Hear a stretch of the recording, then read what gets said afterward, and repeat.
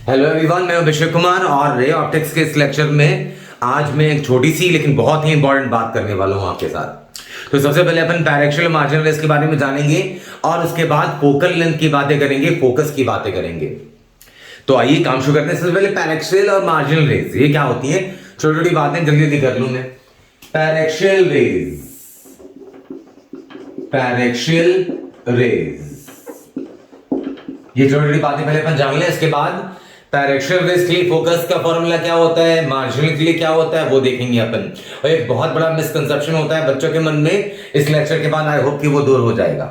फिलहाल पहले ये जान लें कि पैरेक्शियल रेस क्या होती है।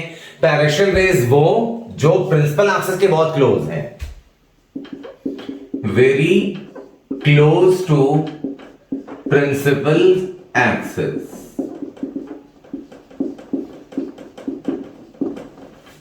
कैसे भी मिरर हो, जैसे मान लो इस वाले मिरर को क्या कहते हैं अपन, कॉनकेव, जो बाहर से पॉलिश्ड हो, और ये वाले को क्या बोलते हैं, कॉन्वेक्स मिरर। कॉन्वेक्स मिरर, ये कॉनकेव मिरर। ये वाली एक्सिस क्या कहलाती है, प्रिंसिपल एक्सिस। प्रिंसिपल एक्सिस के बहुत क्लोज होगी अगर रे ऑफ लाइट, तो सोचो नॉर्मल कौन सा, स्फेरिकल मिरर में बहुत पहले पढ़ा चुका हूं मैं इसी सीरीज में कि स्फेरिकल मिरर्स में नॉर्मल क्या होता है, वही रेडियस वाली लाइन। तो ये सेंटर है इसका, सेंटर कर्वेचर,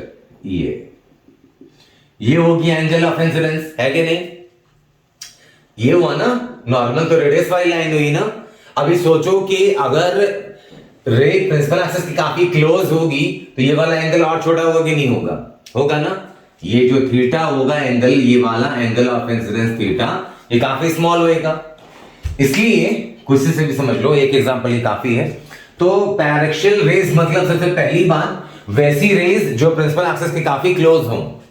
तो प्रिंसिपल एक्सिस के अगर जितनी क्लोज होती जाएगी रे, थीटा उतना कम होता जाएगा, पहली बात। और दूसरा, अगर ऐसी रेज है तो थीटा इज वेरी स्मॉल। ये है पैरेक्शियल रेज। तो वैसे रे ऑप्टिक्स के जितने भी रिजल्ट्स हैं, मिरर फॉर्मूला, लेंस फॉर्मूला, जितना भी हम पढ़ेंगे आने वाले टाइम पर, सारे के सारे रिजल्ट्स वैलिड किसके लिए है, पैरेक्शियल रेज के लिए।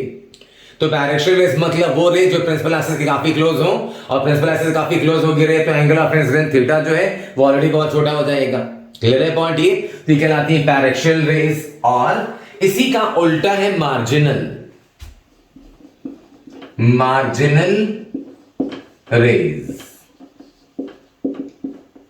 मतलब जो प्रिंसिपल से क्लोज बहुत ना हो, मतलब इनका एंगल ऑफ इंसिडेंस लार्ज हो, मतलब कि रेज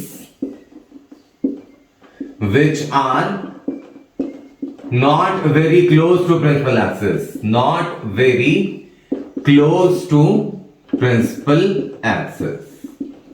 अरे भैया प्रिंसिपल एक्सिस तो मालूम है ना तुमको, मिरर में, स्फेरिकल मिरर्स में ये क्या कहलाता है, पोल। मिरर होगा सेंटर का, सेंटर कर्वेचर, दोनों से ज्वाइन करने वाली लाइन प्रिंसिपल एक्सिस। ये सब 9वीं 10वीं के बच्चे जानते हैं, तो आई होप कि आप तैयारी कर रहे हो इंजीनियरिंग या मेडिकल की, तो ये सब चीजें तो आप जानते ही होंगे। मार्जिनल रेज जो प्रिंसिपल एक्सिस से बहुत क्लोज नहीं है, अगर क्लोज नहीं है तो theta is not very small, theta is not very small. फिर थीटा छोटी नहीं होगी भाई साहब। तो ऑप्टिक्स के सारे रिजल्ट स्टैंडर्ड वाले जितने भी हैं वो वैलिड है पैरेक्शियल रेज के लिए। All standard results of ray optics, all standard results of ray optics have been derived for paraxial rays, paraxial rays। Mirror formula, lens formula, refraction from a plane surface, refraction from a curve surface, जितने भी standard results पढ़ने को मिलेंगे ray optics में आने वाले time पर, याद रखिए वो सारे रिजल्ट्स किसके लिए बनाए गए हैं, पैरेक्शियल रेज के लिए, मार्जिनल रेज के लिए नहीं है। जैसे इस वाले मिरर में रेडियस ऑफ कर्वेचर इसकी आर हो, और ये मान लो फोकस है, फोकल लेंथ यहां से यहां एफ हो, तो तुमने क्या पढ़ रखा है पहले, F is equal to R by 2 पढ़ा है कि नहीं पढ़ा है ना, 9-10 से पढ़ के आते अपन ये चीजें, f is equal to r by 2, but this is not always true। जब 9वीं 10वीं में आप रहे होंगे और जब टीचर्स ने आपको पढ़ाया होगा तो उस पर कुछ बंदिशें थी जिस वजह से आपको ये पूरी बातें बताई नहीं गई, लेकिन आप समय आ गया है कि जान जाएं कि F=R/2 जो फॉर्मूला है एक्चुअली वो हर रे के लिए नहीं है, ये वाला फॉर्मूला भी पैरेक्शियल रेस के लिए है। कैसे, ये मैं बताऊंगा और मेन थीम इस लेक्चर का यही है। तो स्क्रीन पॉज करें और जितनी छोटी छोटी चीजें लिखी है मैंने सारा नोट कर लें। चलिए, तो पैरेक्शियल रे और मार्जिनल रेस जानने के बाद अब समय आ गया है कि अपन फोकस के बारे में थोड़ी सी बातें करें कि एक्चुअली फोकस क्या है। जो 9th 10th में पढ़ा था आपने डेफिनेशन वही है, लेकिन कुछ चीजें डिफरेंट होंगी इस बार, क्योंकि पहले पैरेक्शियल मार्जिनल रेस की बातें नहीं कर रहे थे। कॉन्सेप्ट ऑफ फोकस, फोकस क्या था भैया? फोकस ये था, ये मान लो एक mirror radius of curvature R। Focus हमने 9वीं 10वीं क्लास से पढ़ रखा है कि कोई भी रे प्रिंसिपल एक्सिस के पैरेलल आए और पैरेलल आने के बाद इंटरसेक्ट करेगी जहां प्रिंसिपल एक्सिस को, वो पॉइंट कहलाएगा फोकस, और ये वाली दूरी क्या कहलाती है? Focal length. यूजुअली डिनोट कैसे करते हैं अपन? स्मॉल f से। या ये अगर कॉन्वेक्स मिरर हो, इसमें कैसे डिफाइन करते हैं अपन कि प्रिंसिपल एक्सिस के पैरेलल रे ऑफ लाइट आई, है ना, और इसके बाद टकराने के बाद रिफ्लेक्ट होके जाए तो जहां पीछे से आती हुई नजर आए वो पॉइंट कहलाएगा फोकस, और उसकी ये मिरर का पोल जो है, मिरर का पोल और फोकस के बीच की दूरी क्या कहलाती है? Focal length. ये तो इसे कहते हैं फोकस। मतलब फोकस मतलब बेसिकली वो पॉइंट कि रे ऑफ लाइट अगर प्रिंसिपल एक्सिस के पैरेलल आए तो टकराने के बाद जिधर जिस पॉइंट से गुजर रही है प्रिंसिपल एक्सिस से, वो पॉइंट आपका फोकस है। और अमूमन 9वीं 10वीं क्लास में पढ़ के अपन ये आए होते हैं कि ये वाली जो लेंथ होती है वो होती है R/2 के बराबर। एक्चुअली ये कब होगा, ये इसकी कहानी अभी सुनाता हूं मैं आपको तुरंत से। तो ये थी कहानी फोकस की। फोकस एक्चुअली है क्या? आप आओ फोकल लेंथ का फॉर्मूला निकालते हैं अपन। कौन सा फॉर्मूला पढ़ा था अपने 8वीं 9वीं 10वीं क्लास में? क्या पढ़ा है? F=R/2। देखते हैं कि होता है कि नहीं होता। आ जाओ देखते हैं। कोई एक डायग्राम रहने देता हूं मैं कैलकुलेशन के लिए, कॉनकेव वाला रहने दिया, ये मिटा दिया मैंने। अभी ध्यान से देखना जरा। हाँ, रे ऑफ लाइट आई प्रिंसिपल एक्सिस के पैरेलल और उसके बाद यहां से कट गई, इस पॉइंट को बोला अपने फोकस। ये मान लो ये है सेंटर ऑफ कर्वेचर। तो एंगल ऑफ इंसिडेंस कहां से मेजर करते हैं अपन? नॉर्मल से ना। और स्फेरिकल स्फेयर्स में नॉर्मल कौन होता है? रेडियस वाली लाइन। तो सेंटर से ये ज्वाइन किया इधर, ये ज्वाइन किया, तो थीटा पे अगर इंसिडेंट होगी तो थीटा पे रिफ्लेक्ट भी होगी। एंगल ऑफ इंसिडेंस बराबर एंगल ऑफ रिफ्लेक्शन। दिख नहीं रहा हो तो जूम करके देखना। थीटा पे इंसिडेंट हुई, थीटा पे रिफ्लेक्ट हुई, और ध्यान से देखना जरा, ये अगर थीटा है तो ऑल्टरनेट से ये भी थीटा। बहुत बढ़िया, बहुत अच्छे, वाह रे वाह। यहां से यहां तक की दूरी कितनी है? क्या नाम दो इसको? मैं क्यों नाम दे देता हूं। सी क्यू क्या है? वो तो रेडियस है, रेडियस ऑफ कर्वेचर। जरा ये देखो, ये एंगल भी थीटा है, ये एंगल भी थीटा। तो अगर यहां से परपेंडिकुलर ड्रॉ करोगे, अगर यहां से उल्टा ड्रॉ कर दे रहा हूं, देखो यहां से परपेंडिकुलर ड्रॉ करोगे तो ये परपेंडिकुलर बाइसेक्ट करेगा। कैसे?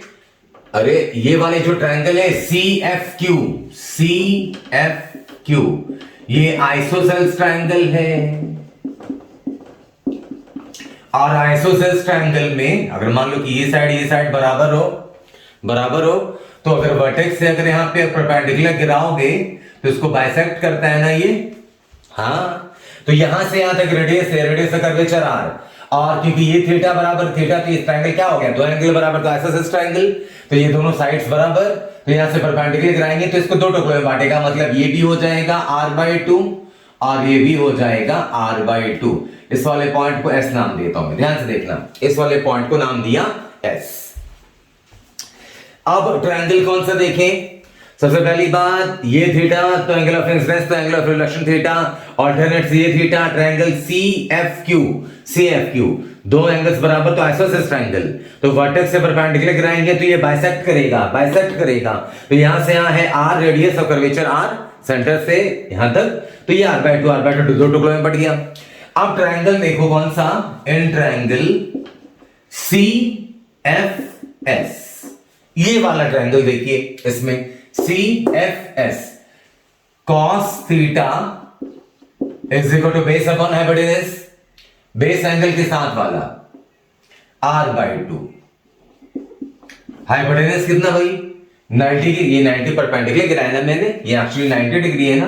हाँ, ये तो 90 डिग्री है भाई। तो 90 के सामने वाला साइड CF, CF, तो CF बराबर कितनी वैल्यू आ गई? CF बराबर वैल्यू आ गई R/2 cos थीटा।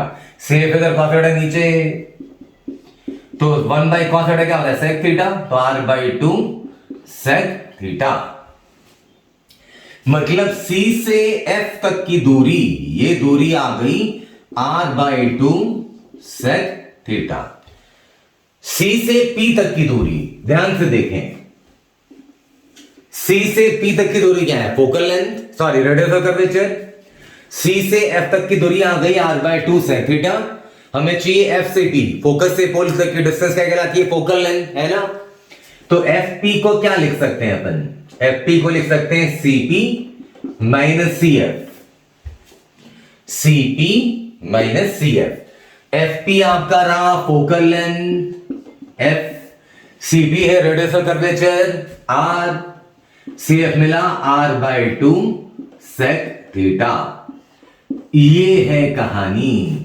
यहां पे थीटा स्मॉल नहीं माना मैंने, तो ये मार्जिनल रेज के लिए फोकस की लोकेशन है, मार्जिनल रेज के लिए। जब थीटा बहुत छोटी नहीं मान रहे अपन, जब ये शर्त लगा देंगे कि थीटा स्मॉल है, थीटा स्मॉल मतलब किस किस्म की रेज? Directional raise. और अगर थीटा स्मॉल है, वो कंडीशन लगा दोगे तो वही रिजल्ट मिलेगा जो किसी जमाने में आपने पहले पढ़ा हुआ है। अगर पैरेक्शियल रेज है, फॉर पैरेक्शियल रेज थीटा कैसी होगी value? Very small.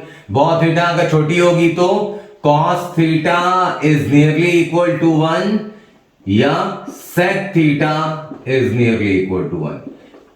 cos theta 1 तो sec थीटा भी 1 है, 1/cos थीटा sec थीटा। तो थीटा अगर स्मॉल रहा तो cos थीटा 1 के बराबर, cos थीटा 1 तो sec थीटा भी 1, और sec थीटा 1 हो गया तो यहां से f बराबर क्या आ गई वैल्यू?